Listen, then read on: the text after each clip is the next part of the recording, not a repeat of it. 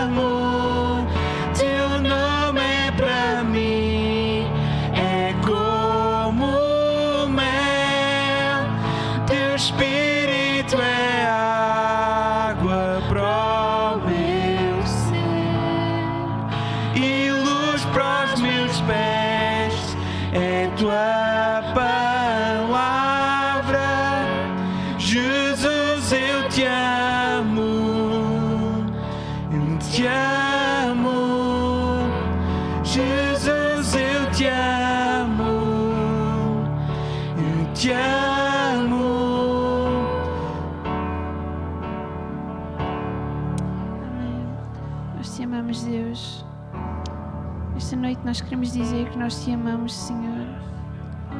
Nós te amamos por quem tu és. Não pelo que tu fazes, Senhor, mas pelo aquilo que Tu és, Deus. Te queremos agradecer, Deus, pelo aquilo que Tu és, Senhor, pelo aquilo que Tu tens sido, Senhor. Te agradecemos porque sabemos que és o mesmo ontem, hoje e amanhã e que Tu estás sempre presente, Senhor. Obrigado, Senhor. Obrigado, Senhor, porque Tu nos conheces, Tu é o mais íntimo do nosso ser, Deus. Te agradecemos por tudo, Deus. Amém.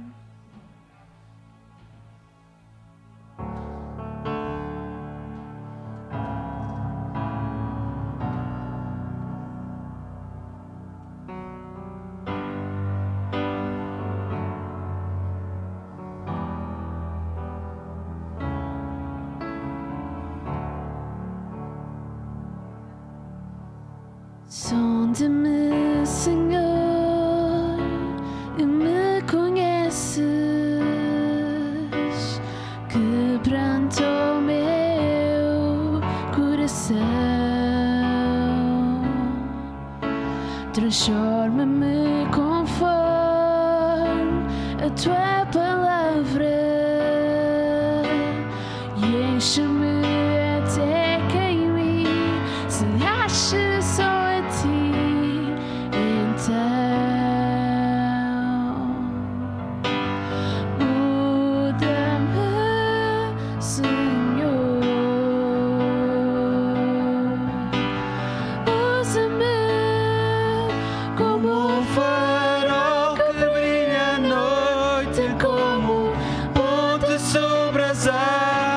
como abrigo no deserto, como flecha que acerta o alvo. Eu quero ser usado da maneira que Te agrada, a qualquer hora e em qualquer lugar. Eis aqui a minha vida, usa-me, Senhor, usa-me.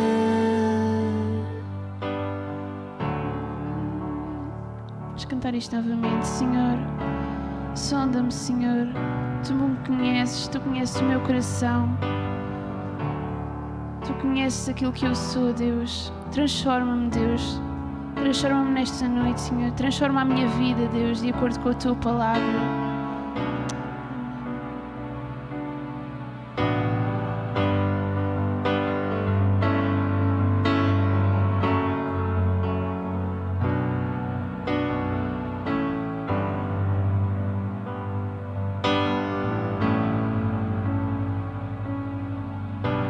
Sonda-me, Senhor, e me conheces,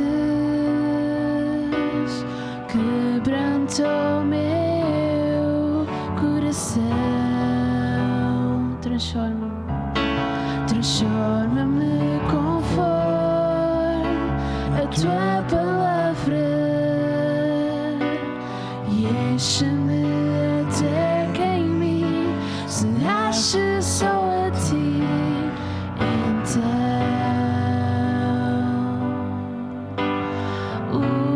usa-me, Senhor, usa-me como um farol que brilha à noite, como ponte sobre as águas, como abrigo no deserto, como flecha que acerta o alvo. Eu quero ser usado da maneira que Te agrada, em qualquer hora e em qualquer lugar. Eis aqui a minha vida, usa-me, Senhor, usa-me. Sonda-me, quebranta-me, transforma-me, enche-me. Sonda-me,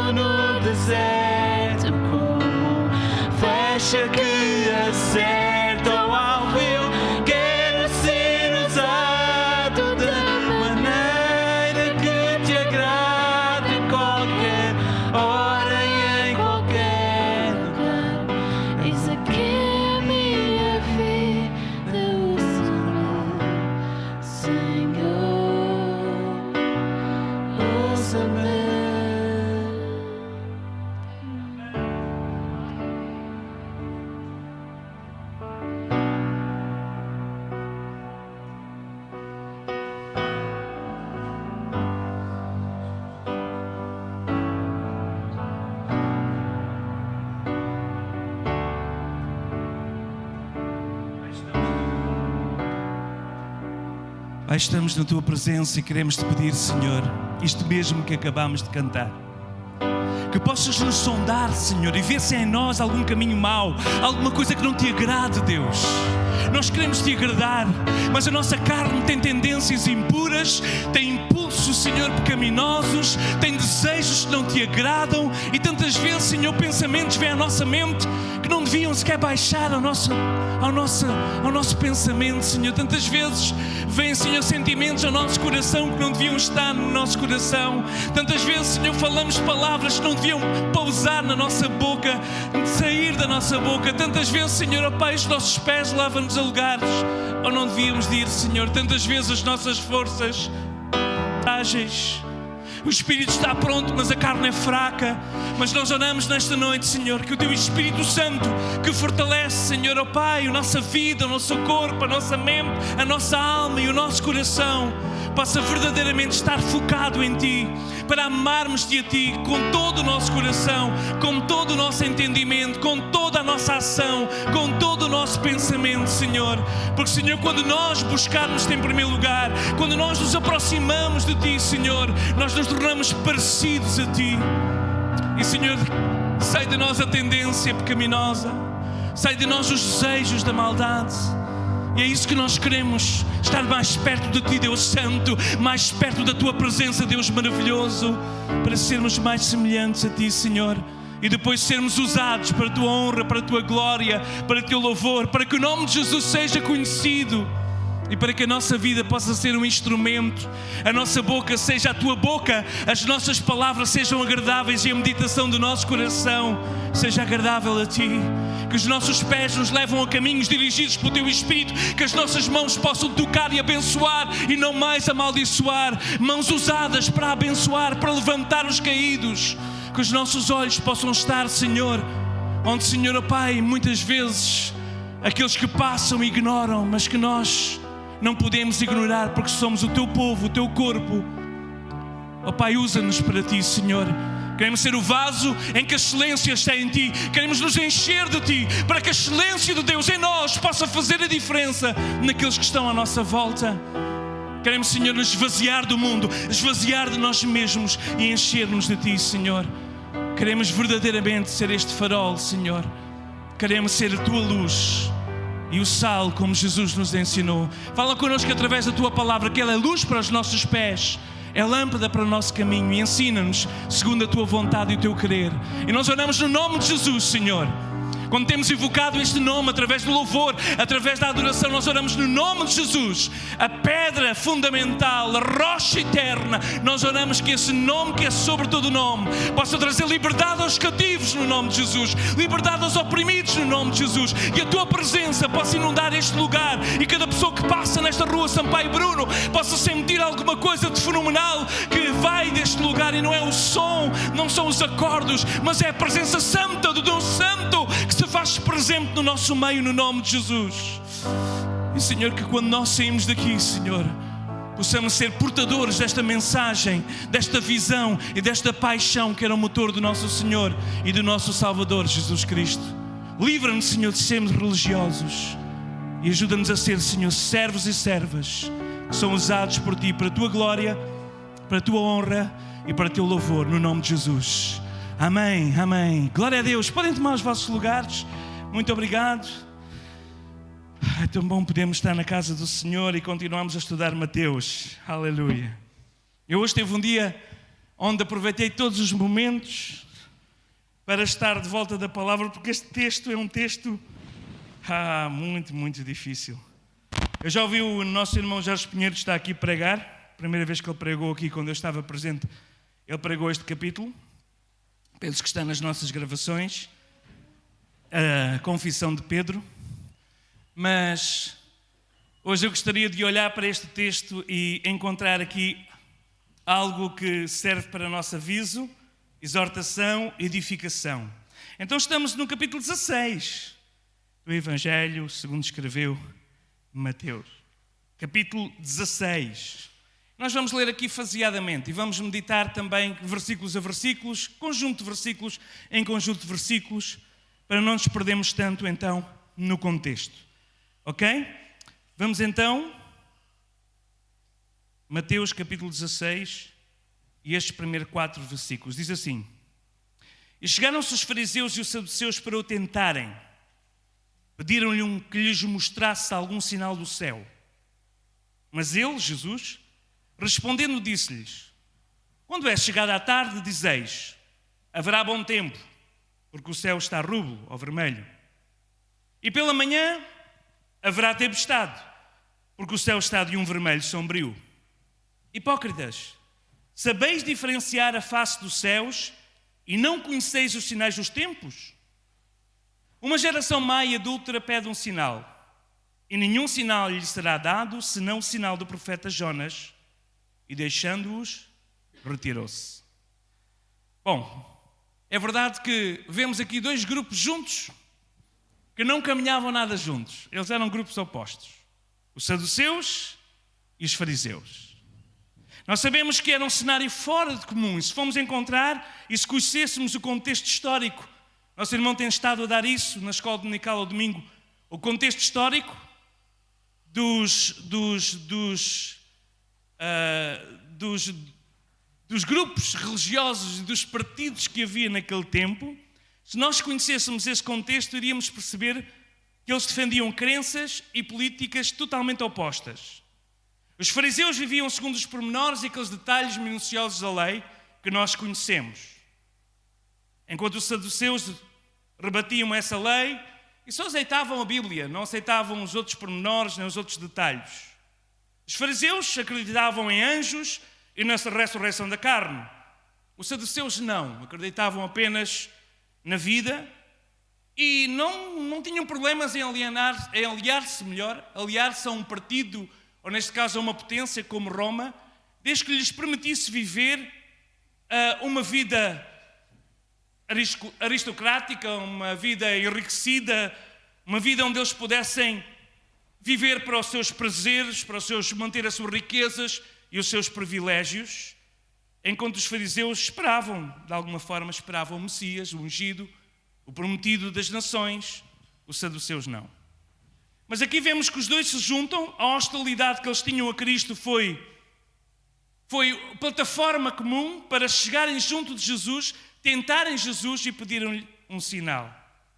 Nós não vamos falar tanto sobre o sinal, porque quando estudamos Mateus 12, nós já falámos sobre esse sinal, que Jesus, de alguma forma, lhes responde. Mas a resposta está aqui de Jesus Cristo num sinal diferente. Não um sinal que ele menciona em capítulo 12, que é o sinal do profeta Jonas, mas aqui Jesus vem falar de um sinal que todos eles conheciam. Ao final da tarde, quando o céu estava assim, violeta, vermelho, e nós no Alentejo também tínhamos muito esse costume, quando víamos aquela planície, aquele pôr do sol, e as nuvens todas se enchiam daquelas cores vermelhas, violetas, nós dizíamos, amanhã vai ser um dia de calor. Mas se o mesmo céu encontrasse num vermelho, num roxo de manhã, bem pesado, já significa, vem trovoada, vai ser um dia cheio. Então Jesus diz-lhe, vocês sabem discernir com o céu vermelho da tarde, do final da tarde, o que é que significa, com o céu vermelho no início da manhã, o que é que significa, mas não compreendem o verdadeiro sinal. E o sinal que Jesus volta novamente a dizer é, não lhe será dado nenhum sinal, senão do profeta Jonas, e deixando retirou-se. E podíamos falar muito sobre o sinal do profeta Jonas, podíamos falar sobre como Jonas esteve no ventre daquele grande ser marinho e depois foi entregue à terra pelo ser marinho e acabou por anunciar uma geração corrupta, neste caso uma geração violenta, bárbara, arrependimento, e por causa da sua mensagem o povo de Nínive se arrependeu. Isto está na história, mas aqui o sinal tem muito a ver com a mesma mensagem que Jonas pregou. Uma mensagem de arrependimento, que foi a mensagem que João Batista pregou, foi a mensagem que Jesus Cristo iniciou o seu ministério a pregar. Até o sinal aqui é o próprio Jesus. O sinal é a mensagem de Jesus. Ou seja, Jesus diz, vocês confrontam-me com Deus e com a verdade de Deus, vocês não podem ver, vocês são cegos. Vocês não conseguem ver, vocês conseguem ver quando o céu está vermelho, vocês conseguem discernir se vai haver bom tempo, se vai haver bom tempo, e não conseguem ver o que é que está diante de vós, não conseguem ver pela mensagem, pelo procedimento, pelos milagres, pelas maravilhas, não conseguem ver que a revelação de Deus estava ali, na pessoa de Jesus Cristo. Aqui, Deus de uma forma evidente, que se revelou através de Jesus Cristo, não estava a ser evidente para aqueles homens que conheciam tanto da lei e que se juntavam para tentar e tramar mesmo Jesus. Vamos avançar para o versículo 5. Entramos no segundo parágrafo. E passando os seus discípulos para a outra banda, tinham-se esquecido de fornecer-se de pão. E disse-lhe Jesus, adverti e acautelai-vos do fermento dos fariseus e dos saduceus. E eles arrazoavam entre si, dizendo, é porque não nos fornecemos de pão. E Jesus, percebendo isto, disse, porque arrazoais entre vós, homens de pouca fé, sobre não vos terdes fornecido de pão? Não compreendeis ainda, nem vos lembrais dos 5 pães para 5.000 homens, e de quantas alcofas levantastes? Nem dos 7 pães para 4.000, e quantos cestos levantastes? Como não compreendestes que não vos falei a respeito do pão, mas que vos guardasseis do fermento dos fariseus e dos saduceus? Então, desta forma tão clara, então compreenderam que não disseram que se guardasse do fermento do pão, mas da doutrina dos fariseus. Então nós vemos aqui Jesus agora a fazer uma viagem, não temos tempo para falar sobre isso, estamos a dar isto na escola dominical, os mapas de todas aquelas zonas onde Jesus passou, não vou perder tempo com isso, ainda que é muito interessante, mas Jesus agora sai, mais uma vez, faz uma saída daquele território que era o território dos judeus, e dirige-se para a zona de Cesareia de Filipe. E, de alguma forma, Jesus começa a advertir-lhes, depois da confrontação e da tentação que os saduceus e os fariseus fizeram a Jesus, querendo um sinal, querendo maravilhas. Sempre o que os fariseus queriam era milagres. Faz-me um milagre, Senhor, faz-me um milagre e eu vou acreditar em Ti. Os saduceus também, de alguma forma, que não acreditavam em nada destas coisas sobrenaturais, diziam, vá lá, faz então um milagre e nós também vamos acreditar em Ti. E Jesus diz, o maior milagre é a mensagem, é a palavra. E o maior milagre de todos, se formos buscar também a alegoria de Jonas no ventre do grande ser marinho, podemos também encontrar que é a própria morte e ressurreição do nosso Senhor Jesus Cristo. Mas aqui existe um sentido literal. Jesus avisa os seus discípulos e diz: acautelai-vos do fermento dos fariseus. Eles podiam pensar, bom, nós agora vamos para uma terra de estrangeiros e os judeus não comiam pão amassado por gentios.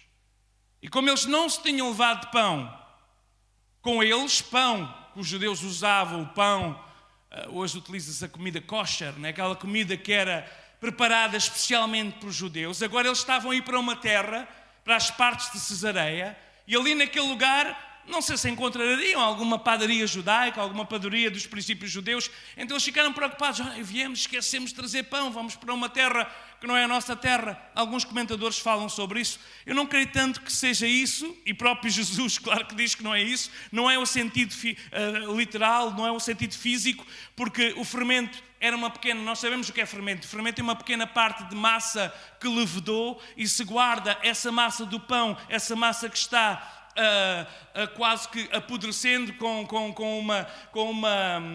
uma mistura de bactérias especiais que depois fazem fermentar o resto da massa. Eu cresci nas férias na casa da minha avó e ela tinha um grande forno de fazer pão.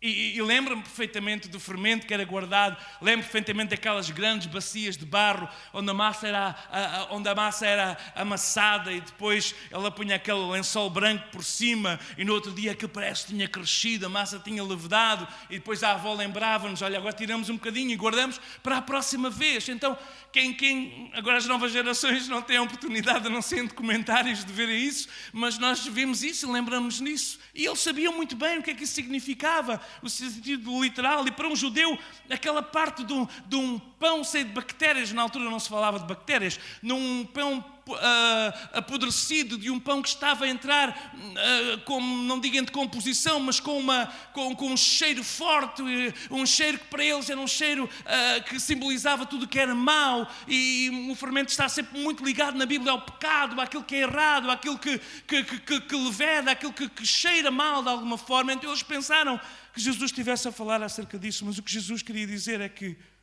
não era o pão que eles não podiam comprar lá em Cesareia de Filipos, não era um pão que podia ser tocado por um gentio, principalmente quando eles estavam a entrar numa terra onde era uma terra de ex-adoradores de Baal, onde era uma terra onde havia uma gruta, onde a nascente de um dos rios afluentes do Jordão germinava.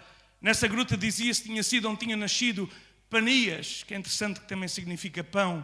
E existe aqui, então, quando vamos buscar a história, existe aqui muitas coisas que Jesus está a utilizar. E aquele Deus, que era um Deus, um ídolo, uma imagem, e agora vamos entender isso. Eles estão entrando numa terra onde existem muitas imagens. A imagem de Panias, a imagem, aliás, aquela terra hoje, acho que ainda se chama qualquer coisa semelhante com Panias. Eu apontei aqui, não tive tempo para ler tudo isso, mas tem um nome muito parecido a esse Deus, que mais tarde, claro, Herodes, um dos filhos de Herodes, em memória ao imperador, faz um templo enorme, todo de mármore branco, um templo magnífico. À medida que eles se aproximavam de Cesareia de Filipe, eles viam todo aquele resplandecer do branco que ali estava, daqueles templos a César, ao Deus César e a todos os outros deuses que havia.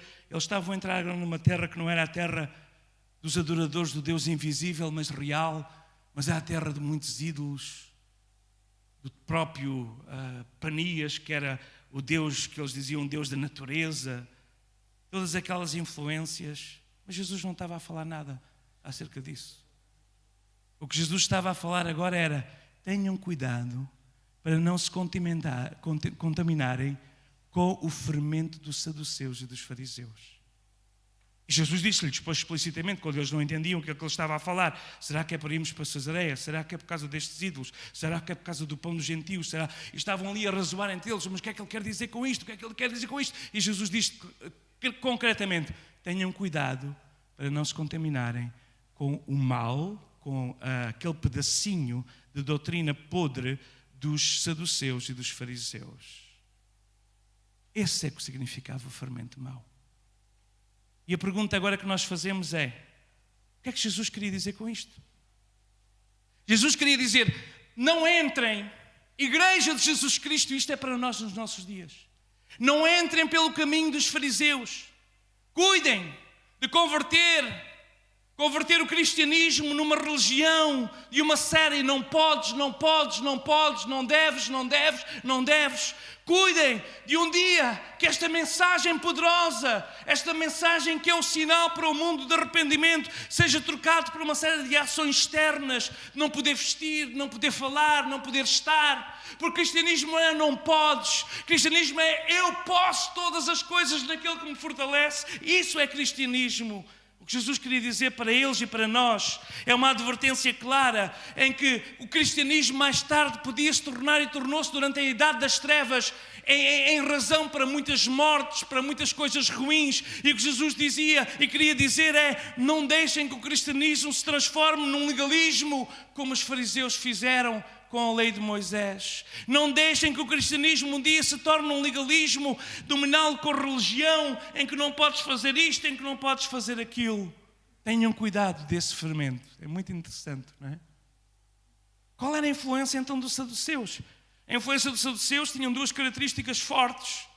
Eles eram ricos, eles eram aristocráticos e eles estavam muito comprometidos com a política.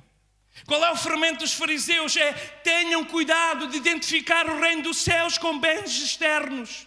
Tenham cuidado que um dia a mensagem do cristianismo se transforme numa mensagem em que Deus vai te abençoar, em que Deus vai te dar riqueza, em que Deus vai te dar posses materiais, em que Deus vai te dar coisas. Tenham cuidado que um dia... Irmãos, esta mensagem é tão atual, não é? Quando nós vamos buscar aqui a raiz, porque é que Jesus está a dizer: tenham cuidado para que um dia, em nome de um cristianismo, se possam envolver em políticas e querem impor uma política num povo e subjugar um povo às suas ideias. Tenham cuidado em dar importância às coisas materiais do que àquilo que é verdadeiramente vida, que é o Evangelho de um Deus que ama e que amou o mundo de tal maneira que deu e que dá Jesus Cristo para que quem crê nele tenha uma vida que permanece. Então Jesus estava a lembrar também: cuidado com o fermento dos saduceus, cuidado com o fermento da prosperidade. As verdadeiras bênçãos são as bênçãos de um coração transformado e de uma vida transformada, uma mudança autêntica que não é de circunstâncias externas, mas é de dentro para fora. Porque Deus primeiro trabalha dentro e depois começa-se a refletir fora aquela mudança que acontece no coração. Então tenham cuidado. E quando eu estava a ler aqui, e depois de ler vários comentários, encontrei este, que eu já vou citar mais à frente, um dos autores, muito interessante, neste comentário do Evangelho de Mateus, do século XVIII, e ele falava precisamente acerca deste perigo. E agora no século XXI olhamos, e será que a mensagem não precisa de ser a mesma? Tenham cuidado com o fermento dos fariseus, legalismo, não podes, não podes, não podes, coisas mesquinhas, em vez daquilo que é importante, que é misericórdia quero e não sacrifícios. E tenham cuidado que um dia não entrem pela doutrina do fermento, da doutrina pudrificada dos saduceus, e que misturem cristianismo com política e com prosperidade e com riqueza e com bens materiais, quando o maior bem é: alegrai-vos quando o vosso nome está escrito no livro da vida. É muito interessante colocar o lugar onde Jesus faz esta pergunta, como eu já citei, é dos lugares que podiam ter mais associações religiosas que nós podemos imaginar. E de seguida vem uma pergunta, vem mesmo a grande pergunta. E vamos ler então a partir do verso, vamos ler só o resto do texto, verso 9, não compreendeis, já lemos, perdão, verso 13, agora sim. E chegando Jesus às partes de Cesareia de Filipe, interrogou-se aos seus discípulos dizendo: quem dizem os homens ser o Filho do Homem? E eles disseram: um João Batista, outros dizem que és Elias, outros Jeremias ou um dos profetas. E disse-lhe ele: e vós, quem dizeis que eu sou? E Simão Pedro respondendo disse: tu és o Cristo, o Filho do Deus vivo. Vamos dizer todos juntos? Tu és o Cristo, o Filho do Deus vivo. Quem é Jesus? Ele é o Cristo, o Filho do Deus vivo. E Jesus respondendo disse-lhe: bem-aventurado és tu, Simão Bar-Jonas, porque não foi a carne nem o sangue quem te revelou, mas meu Pai que está entre os céus. Então, esta é a resposta, a grande questão que foi levantada. Eles estavam a entrar em Cesareia de Filipos, um lugar que era, segundo o livro de Thompson, que nós conhecemos, The Land and the Book, diz que este território estava coberto de templos antigos ao culto do Baal sírico. Thompson menciona pelo menos 14 desses templos nas proximidades. Tratava-se então de um território em que o próprio ar e a atmosfera exalavam aquele cheiro da antiga religião, uma religião que sempre combateu contra o povo de Deus, a adoração a Baal. Era um lugar à sombra dos deuses da antiguidade. Mas os deuses sírios não eram os únicos daquela região. Naquele lugar, perto de Cesareia, erguia-se aquela grande colina e nela havia uma caverna profunda e dizia-se que nessa caverna tinha nascido Panis, o grande deus da natureza. Cesareia de Filipos estava tão identificada com esse deus que o seu nome depois passou a ser Panias, que significa pão, e até o momento atual ele recebe agora o nome de Banias, que é o nome que ainda é dado como lenda dos deuses gregos que se reuniam ao redor de Cesareia de Filipe. Também José diz que nessa caverna, era uma caverna onde havia águas que vinham e que mais tarde brotavam fontes do Rio Jordão. Então, naquele lugar, um lugar onde havia também, de alguma forma, uma indicação, aquele passado dos hebreus e dos judeus devotos, e que depois foi tanto misturado com tanta idolatria e tanta coisa contra Deus, no meio daquele lugar. Mas havia mais. No tempo em que Jesus agora está a entrar, como eu já referi há pouco, em Cesareia de Filipe, havia um grande templo de mármore branco, construído à divindade de César. José diz: Herodes adornou o lugar de tal maneira que era notável, mais notável deste templo, que ele dedicou a César. Noutra passagem, José descreve também como aquele templo se via à distância e subtuosamente, à medida que se aproximava, se via aquele templo a César, à divindade de César. Mais tarde, também o filho de Herodes embelezou e enriqueceu aquele templo e tudo aquilo aconteceu naquele lugar. É neste cenário de tantos deuses, de tantos ídolos, de tanta riqueza de templos a deuses, neste caso ao próprio César, que um carpinteiro simples de Nazaré, junto com os seus homens, discípulos e provavelmente mulheres, discípulas que o acompanhavam, é naquele lugar cheio da subtuosidade do templo de mármore branco a César, cheio de subtuosidade dos deuses da antiguidade, cheio de toda a idolatria e tudo aquilo que aquela terra estava carregada de ídolos e de deuses. Deuses que tinham olhos, mas não viam. Deuses que tinham ouvidos, mas não ouviam. Deuses que tinham pés, mas não se mexiam. Agora, o próprio Deus encarnado, o Verbo de Deus, num corpo de um simples carpinteiro de Nazaré, pisa aquele lugar e no meio daquelas colinas ele faz uma pergunta e ele diz àqueles seus discípulos: será que vocês já entenderam? Será que vocês já entenderam? Nesta terra de Baal, nesta terra desses deuses, quem dizem os homens que eu sou? E no meio daquela pergunta surgem respostas. As primeiras respostas ali em Cesareia de Filipe, onde Jesus exige uma decisão dos seus discípulos. Será que eles já entenderam quem ele é? E a resposta foi: alguns dizem que tu és João Batista. João Batista, sim, um homem incrível, o precursor do caminho, um profeta que o próprio irmão de Herodes tinha medo e receio dele, e muitos diziam que João Batista tinha ressuscitado. E agora, em Jesus, ele pregava a mesma mensagem de arrependimento, mas fazia sinais, prodígios e maravilhas. Uns diziam que ele era João Batista ressuscitado. E outros, quem dizem que eu sou? Elias, aquele que foi tomado num carro de fogo e que ascendeu ao céu sem morrer. Elias, o grande profeta, o profeta messiânico. Há vários sentidos em que dizia que Elias voltaria novamente. E outros diziam Jeremias. Eu tive que pesquisar porque é Jeremias. Porque Jeremias é o profeta chorão. E encontrei num comentário que Jeremias num livro histórico, Macabeus, refere que terá sido Jeremias que escondeu a arca do tesouro. Não sabemos se é verdade ou se não é verdade. Mas terá sido Jeremias que tinha feito desaparecer a arca do tesouro. E eles queriam novamente aquela arca, a arca do concerto, perdão.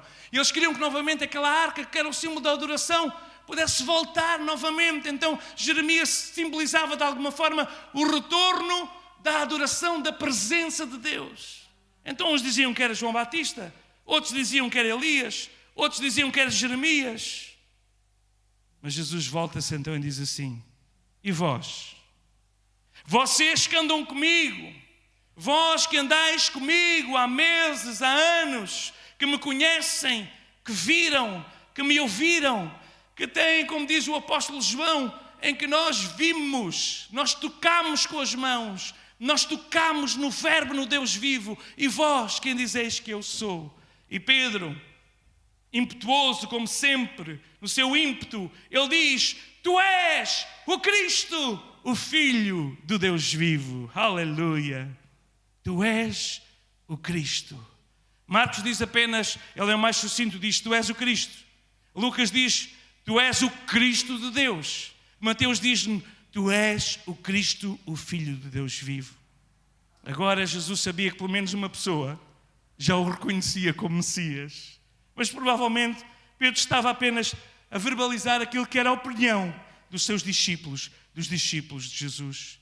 Naquela época, como também nos nossos dias, Messias, ungido, tinha a ver com o rei, a unção do rei.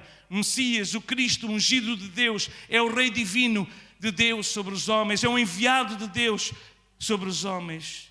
Nesta passagem nós encontramos duas grandes verdades. Primeiro, Pedro, aquela confissão de Pedro expressa aquilo que era o mais excelso usado para descrever nas categorias humanas quem era Jesus Cristo. Mais excelso do que Elias, do que Jeremias ou do que qualquer dos profetas. Pedro conseguiu colocar Jesus acima de todos eles. Agora, depois de 400 anos de silêncio, em que os profetas deixaram-se de ouvir, Jesus era um ungido de Deus. Mas mais do que um profeta, ele era o ungido, ele era o Yoshua, ele era o Messias, ele era o Cristo, que a palavra é a mesma, uma em hebraico e outra em grego, o Cristo ungido de Deus. Não há a menor dúvida que Pedro não podia ter dado uma explicação mais teológica, uma explicação melhor do que esta, afirmando que Jesus era o Filho do Deus vivo. O que é que isso significa? Jesus estava a ser reconhecido pelos seus discípulos como o ungido de Deus. Mas esta passagem também nos demonstra algo muito importante. A confissão de Pedro fala-nos de uma descoberta pessoal. Quem dizem os homens que eu sou? Irmãos, porquê é que nós estamos aqui? Porquê é que nós estamos aqui? Nós estamos aqui porque um dia, em certo momento, nós entendemos que Cristo é o Messias. Cristo, Jesus, é o Cristo, o Messias, o ungido de Deus. E a mesma pergunta que Jesus fez a Pedro, continua a fazer a cada um de nós. O que é que tu pensas acerca de mim? Pergunta-te Jesus nesta tarde, nesta noite. O cristianismo não consiste em apenas algo que é como que um facto apenas histórico, ainda que é um facto histórico. O cristianismo consiste numa descoberta pessoal e num relacionamento pessoal e numa entrega pessoal em que nós reconhecemos Jesus como o enviado de Deus, o Messias, a grande promessa de Deus. E como resposta, Jesus diz então a Pedro: bem-aventurado, ou seja, muito feliz és tu, Simão Bar-Jonas, porque não foi a carne nem o sangue quem te revelou, mas meu Pai que está nos céus. Ainda ontem, estava no supermercado e encontrei um livro que falava sobre a Bíblia.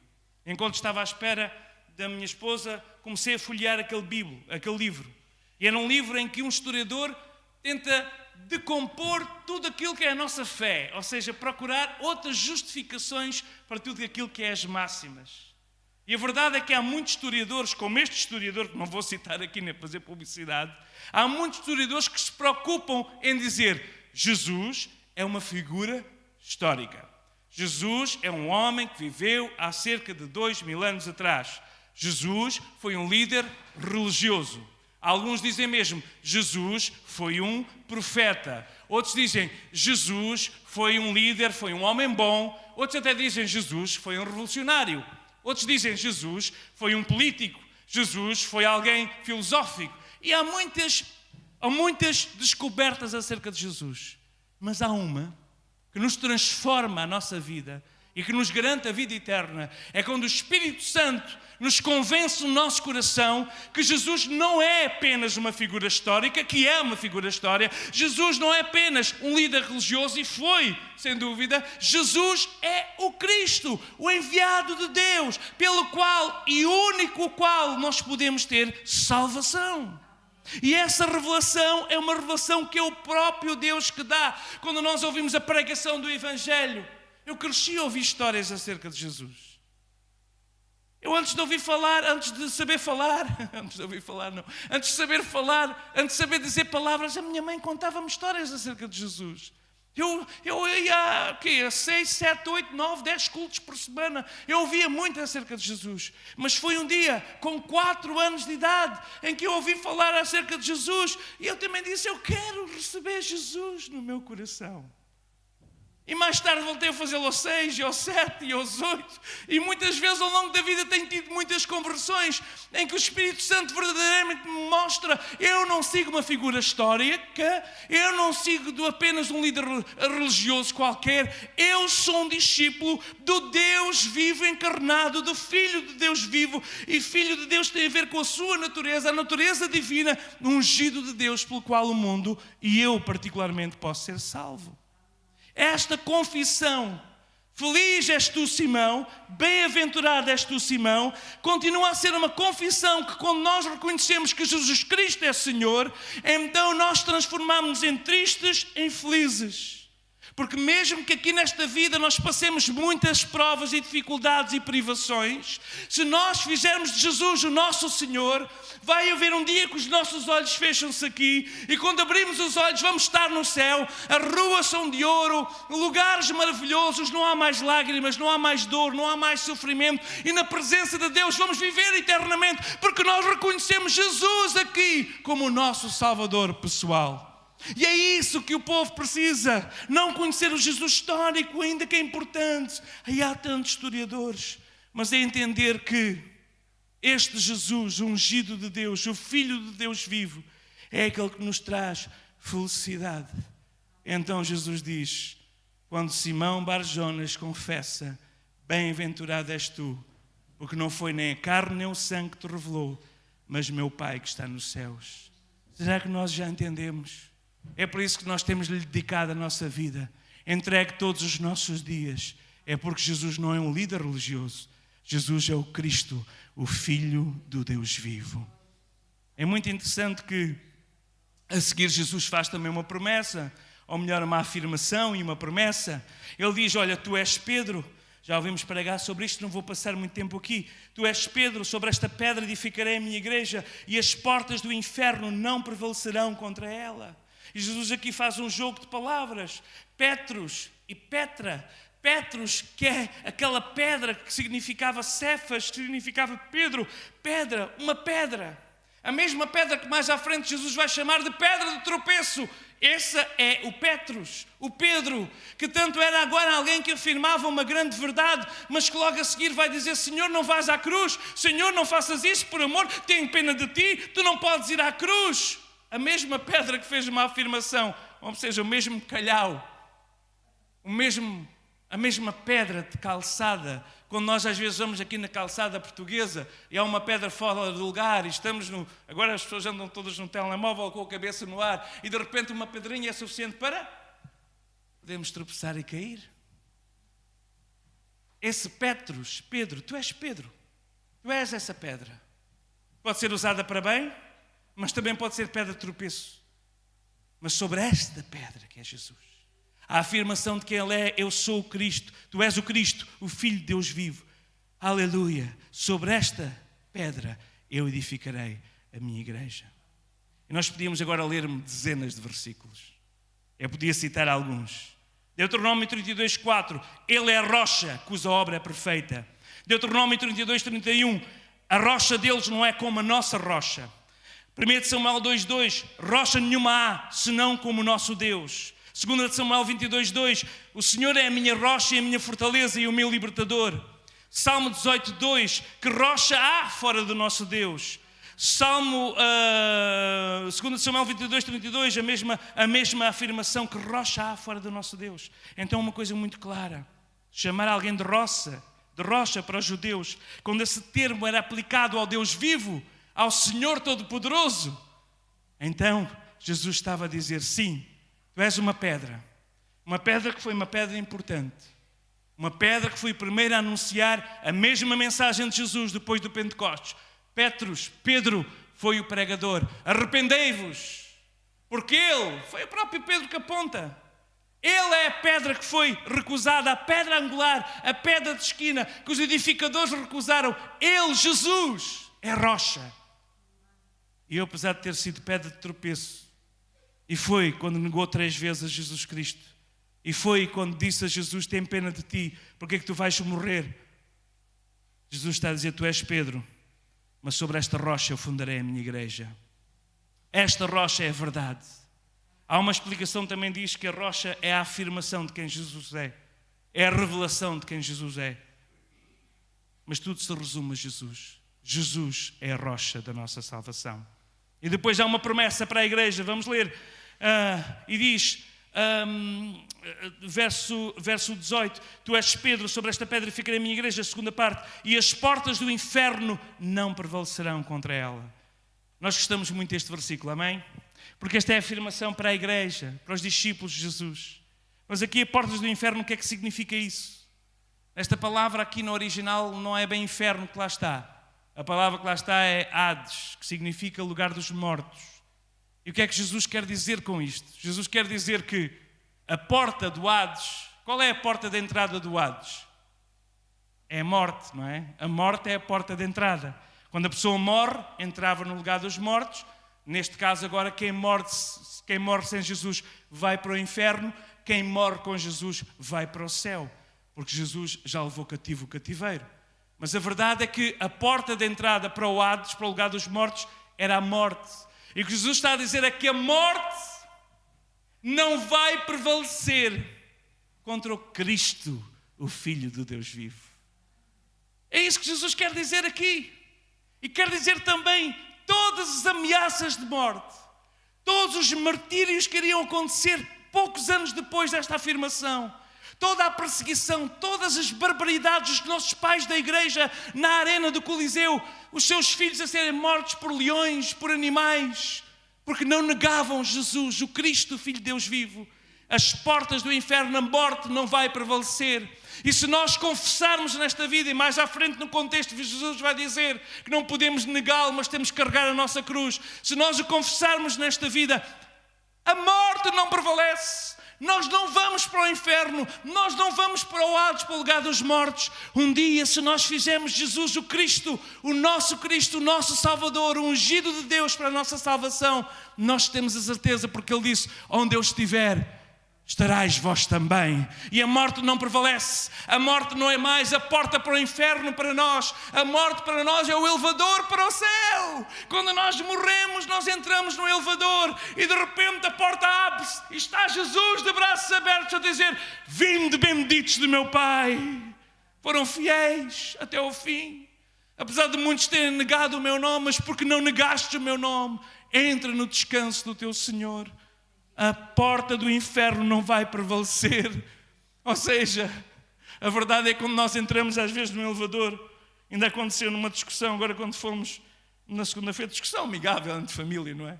O elevador tinha a seta para baixo e nós queríamos ir para cima. E a Miriam entra no elevador com a seta para baixo e digo assim, isto vai para baixo. E ela, não, vai para cima. Eu digo assim, a seta está para baixo. Mas porque ela era cristã. Não, estou a brincar. O elevador foi mesmo para cima, para a zona da comida, que é onde a gente queria ir, para a zona da comunhão. E com o crente é assim. O inimigo até nos mostra uma seta para baixo, mas nós entramos no elevador e abrimos os olhos e estamos na zona da refeição. A mesa está posta na presença dos nossos inimigos. E nós vamos ter comunhão com este Jesus, o Cristo, o Filho do Deus vivo. Esta ilustração foi assim uma coisa fantástica, agora assim que surgiu na cabeça. As portas do inferno não prevalecerão. Nós não vamos para a cave escura. Nós vamos para a zona da restauração. Para a zona da comida bem boa, para as bodas do Cordeiro. Louvado seja o Senhor. Havia só uma pessoa para quem as portas dos Hades não podiam encerrar no seu interior. E essa pessoa era o autor da própria vida, Jesus. Atos 2, 24, 27, quando estamos a falar, diz que era impossível, na pregação do próprio Pedro, era impossível que ele fosse retido pela morte, porque ele não deixará a minha alma no Hades, nem permitirá que o seu santo veja a corrupção. Então, da mesma maneira com que esta referência triunfante vai falar sobre a própria ressurreição, logo a seguir Jesus vai-lhes dizer, verso 17, ou melhor, verso 18, vamos ler também, já lemos 18, 19, 20, Jesus diz então, olha, não contem ninguém que eu sou o Cristo, guarda esta revelação para vós, ainda não é o tempo agora, verso 21. Desde então Jesus começou a mostrar aos seus discípulos que convinha ir a Jerusalém, padecer muito dos anciãos e dos principais dos sacerdotes e dos escribas, e ser morto e ressuscitar ao terceiro dia. E vem o Petros, vem o Pedro, tomou-o à parte e começou a arrependê-lo, dizendo, Senhor, tem compaixão de ti. O que é isso? Sofreres na mão dos sacerdotes? O que é isso, Senhor, seres morto? Ressuscitar ao Senhor, tem compaixão de ti. De modo nenhum te acontecerá isto. Será que Jesus disse, bem-aventurado és tu? Ai, agora não. Agora as palavras foi, Jesus voltando-se disse a Pedro, ao calhau, agora pedra de tropeço, para trás de mim, Satanás, que me serves escândalo, porque não compreendes as coisas que são de Deus, mas só as que são dos homens. É incrível, não é? A mudança aqui da promessa do homem que liga na terra é ligado no céu, no homem que ia abrir com as chaves no Pentecostes, abrir aquela porta simbolicamente anunciando o batismo, o início, o precursor da igreja. Aquele mesmo homem, quando estava na sua sabedoria humana, quando estava no seu pensamento humano, estava a dizer, Jesus, morrer na cruz? Não. Ressuscitar? Não precisas nada disso. Não faças isso. Mas Jesus entendeu que agora não era o Espírito de Deus que lhe estava a revelar. Agora não é nem a carne nem o sangue. Agora é mesmo Satanás, o inimigo, que quer impedir. E usou o próprio colocando este pensamento. E é isso que nós temos que entender. O inimigo coloca pensamentos. Deus coloca bons pensamentos, mas o inimigo também usa muitas vezes a nossa mente como campo de batalha, colocando pensamentos contrários à revelação divina, e é pela palavra que nós vamos conferir. Será que este pensamento é de Deus? Se é contrário à Bíblia, não é de Deus, é contra Deus e não será abençoado na nossa vida. E aqui nós vemos então, para trás de mim Satanás. Não era Pedro que era Satanás, ainda que Satanás significa adversário, e ali ele estava de alguma forma a combater contra a missão, porque Jesus sabia desde o primeiro momento em que ele nasceu naquela manjedoura, e que se tornou grandinho, aos 12 anos foi ao templo, depois começou a ensinar. Jesus sabia que o caminho era só um, e era o caminho vinha ter à cruz. Jesus sabia que o caminho era a cruz, ali ele ia pagar o preço dos nossos pecados. Mas as portas do Hades não iam reter lá dentro, porque ao terceiro dia ele saía vitorioso, porque afinal as chaves da vida estão no autor da vida. Então, meus amados, esta grande repreensão é de sinal para nós também, para nós entendermos nos dias em que estamos a viver, em que nós podemos verdadeiramente ser assediados pelo conforto, o tal problema do fermento dos saduceus, conforto, prosperidade, ao contrário daquilo que é o desafio de Jesus, verso 24. Então Jesus disse aos seus discípulos, se alguém quiser vir após mim, renuncie-se a si mesmo, tome sobre si a sua cruz e siga-me. Por aquele que quiser salvar a sua vida, perdê-la. E quem perder a sua vida por amor de mim, achá-la. Pois que aproveita ao homem ganhar o mundo inteiro, se perder a sua alma? Ou que dará o homem a recompensa da sua alma? Porque o Filho do Homem virá na sua glória de seu Pai com os seus anjos, e então dará a cada um segundo as suas obras. E em verdade vos digo que há aqui alguns dos que estão que não provarão a morte até que vejam vir o Filho do Homem no seu reino. Então Jesus está-nos agora a fazer no final, depois da grande revelação, depois da grande repreensão, agora está o grande desafio. E o desafio a cada um de nós é levar a cruz. Mas a cruz não são doenças. Essa Jesus já levou na cruz. A cruz não são problemas financeiros. A cruz não são a sina, o destino, seja o que lhe quiser. Isso não é a cruz. A cruz significa aquilo que nós temos muitas vezes que pagar por causa de amarmos e servirmos e seguirmos a Jesus. Isso é que é a cruz de Cristo. O homem diz secularmente: ai, a minha cruz.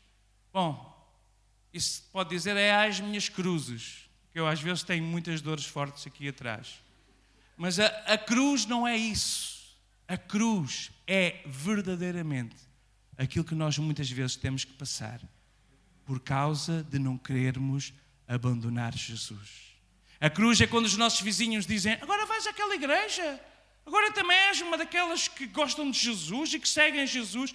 Mas é vergonha, deixa-te, mas é dessas coisas. É quando os nossos amigos dizem: o quê? Agora também és cristão, agora és evangélico, agora é o quê? Agora segues a Jesus. Isso é a cruz, é quando somos gozados por causa dele.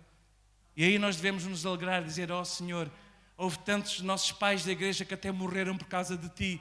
Oh, eu não me importo de ser criticado ou me chamarem nomes por causa de ti, porque eu sei que é por causa de ti que um dia estes que me criticam vão, porque recusam-te a ti, para o lugar do tormento. E eu sei que é por causa de ti que eu vou estar por toda a eternidade na tua presença, onde não há mais choro, mais dor, nem mais pranto. Então o desafio é: nega-te a ti mesmo. É deixar de estarmos nós em primeiro lugar e dizermos com o apóstolo Paulo: já estou crucificado com Cristo, não vivo mais eu, mas Cristo vive em mim. Isso é a cruz.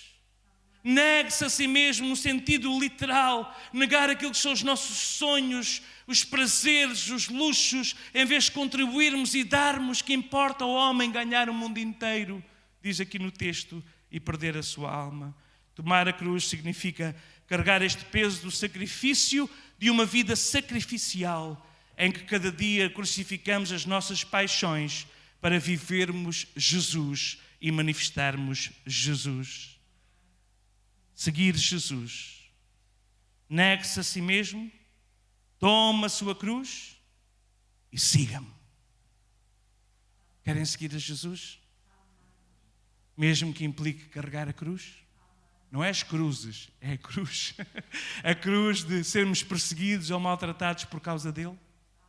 Nós temos aqui está aqui tapado, mas temos aqui um tanque. E embaixo está aqui um tanque. Não é uma piscina para darmos mergulhos. Chamamos batistério. Ou seja, é um tanque que se enche de água e depois está aqui o irmão Gonçalo, que já foi batizado aqui. Mais alguém foi batizado aqui? Não, foi só o Gonçalo. Portanto, que foi batizado aqui neste tanque. Não é? Em breve nós queremos tirar aqui a tampa, pôr a água aqui. E a primeira pergunta que nós fazemos quando alguém quer ser batizado, por isso é que nós não batizamos crianças, porque a criança não sabe responder. A criança não sabe tomar decisões. Nós só batizamos adultos que querem tomar decisões. A primeira pergunta que nós perguntamos é: estás disposto ou disposta a seguir Jesus todos os dias da tua vida?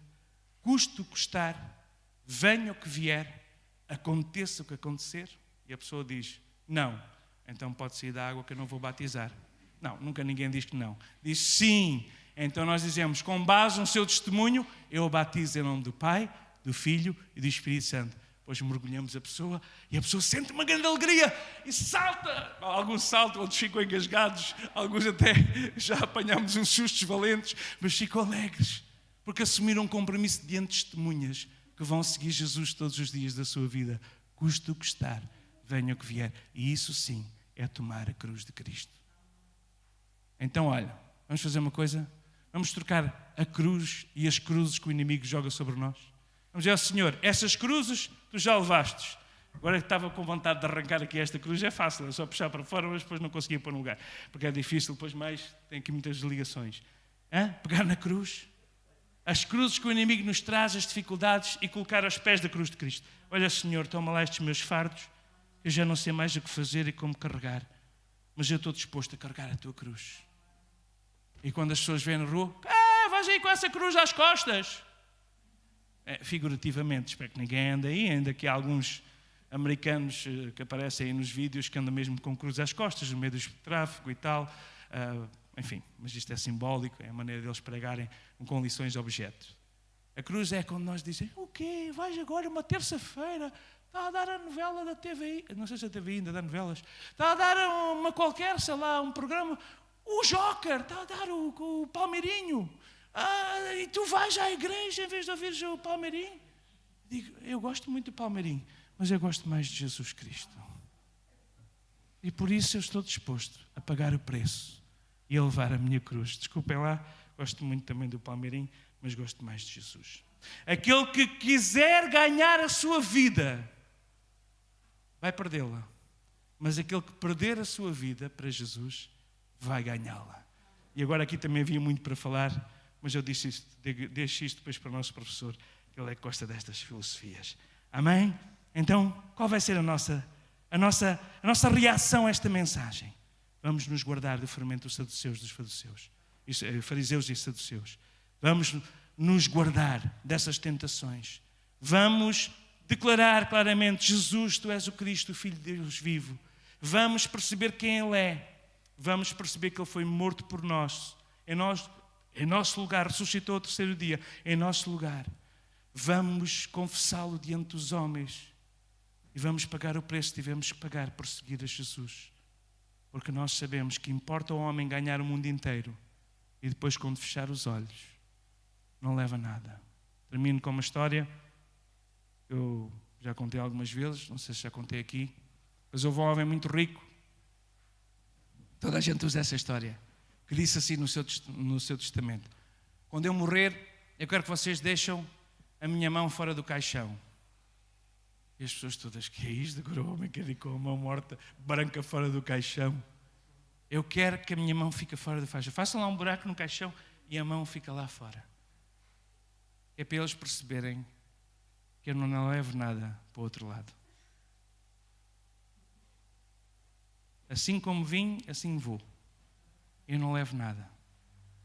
E esta grande verdade é, a única coisa que nós levamos é tal cruz que nós carregamos até ao fim, por Jesus. Mesmo quando a maioria diz, isto agora é melhor, mas é assistir ao culto no sofá, ou é melhor é irmos uma vez por mês, ou é melhor é manter a nossa fézinha perigoso. Não, nós carregamos a cruz. Nós pagamos o preço. E vamos ouvir, vinde benditos de meu Pai. Sobre o pouco fostes fiel, sobre o muito te colocarei. Vamos terminar a orar. Senhor, muito obrigado, Senhor. Ó Pai, que Tu nos ensinas, Pai, que quem perder a sua vida, e nós, Senhor, como o apóstolo Paulo nos ensina, Senhor, queremos também confessar que já estamos crucificados contigo. Jesus, Tu és a razão do nosso viver. Tu és o Cristo, o Filho de Deus vivo. Tu és a nossa rocha eterna, a rocha da nossa salvação. E nós queremos Te louvar nesta noite, porque um dia o Teu Espírito nos fez, Senhor, entender esta verdade, de que Tu és a rocha, Tu és o fundamento, Tu és, Senhor, a base que nós podemos construir a nossa vida. És a fé, és, Senhor, o objeto da nossa fé, é em quem nós podemos construir, Senhor, a nossa vida. E nós colocamos nesta noite, Senhor, a nossa vida à Tua disposição. Livra-nos, Senhor, do fermento dos saduceus e dos fariseus, Senhor, pensando que Evangelho é prosperidade, Evangelho é sucesso, Evangelho é facilidades, Senhor, pensando que Evangelho é não poder, é não fazer, é não poder, é legalismo, Senhor, livra-nos quer de um e quer do outro, ajuda-nos a manter o equilíbrio e a sermos perseverantes até ao fim, carregando a cruz de Cristo, para que um dia Tu nos recebas de braços abertos na Tua presença, onde não vai haver mais choro, mais luta, nem mais dor. No nome de Jesus assim oramos e para a Tua glória. Amém e amém. Glória a Deus. Amém. Dá algum cântico? Então vamos cantar ao Senhor e também levantar a nossa oferta voluntária. Eu hoje estou um pouco disléxico, começo a ficar muito cansado, mas orem por mim. E vamos terminar a louvar o Senhor. E não se esqueçam, no domingo às 10 da manhã, nós vamos ter aqui um culto que é daqueles cultos que ninguém pode faltar. Nós vamos ter os nossos missionários da Quiné aqui a cantar em crioulo, a mostrar-nos fotografias das escolas que têm construído, das crianças, milhares de crianças têm sido abençoadas com o seu ministério e nós vamos ser desafiados a sermos também missionários. Então não deixam de estar no domingo. Temos connosco o Paulo e a Jéssica, que chegam na sexta-feira da Guiné-Bissau, e a primeira igreja onde vêm pisar é aqui a Casa de Oração em Campo de Ourique, onde nós vamos ouvir as boas coisas que Deus está a fazer através de dois, neste caso já são 4, que eles entretanto multiplicaram-se, de 2 multiplicaram-se para 4, e o mais novo até é meu afilhado, o Tiago. Então não deixam de vir a este culto no domingo, não por causa disso, mas porque Jesus está aqui, mas também por causa disso, porque vamos ser inspirados. Há alguém que carrega a cruz num lugar onde às vezes ter a cruz poderá significar perseguição.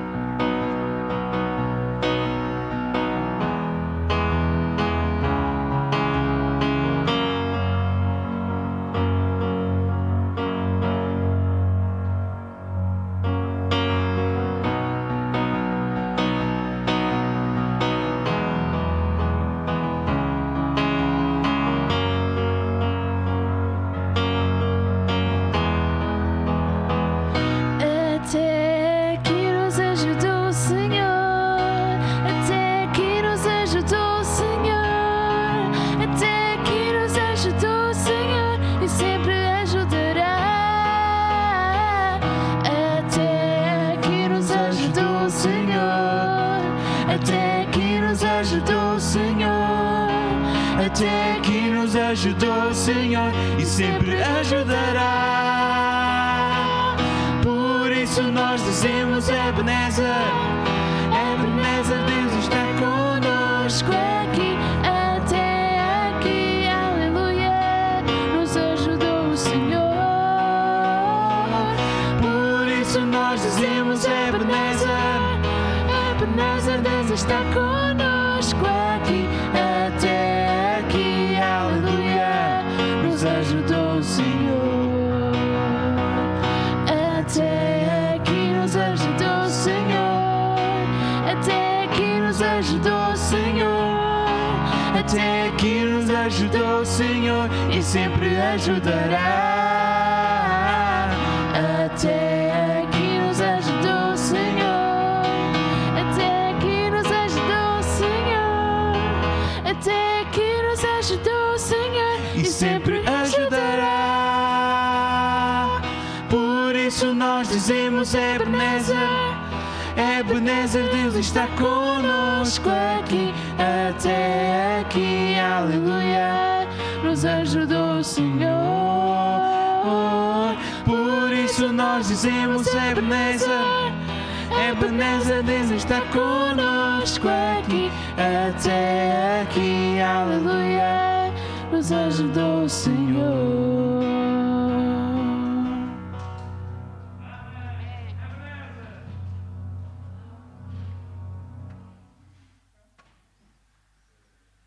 Que Deus vos abençoe, uma santa noite e até domingo às 10, se Deus quiser. Amanhã no Zoom, a partir das 8h30, oramos em grupo fechado.